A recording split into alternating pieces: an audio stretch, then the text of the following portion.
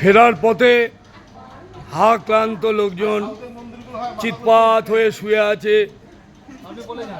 ঘাটশিলার মনোরম এক স্টেশনে। সব হাক্লান্ত হয়ে পড়ে আছে, ক্লান্ত, বাড়ি ফেরার আনন্দে মশগুল।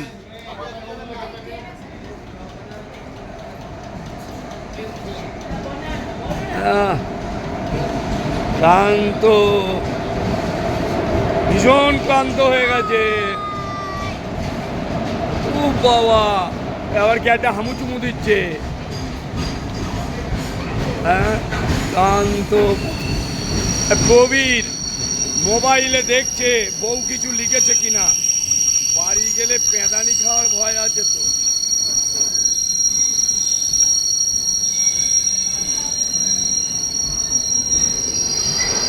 পাশ দিয়ে মালগাড়ি চলে যাচ্ছে। হ্যাঁ,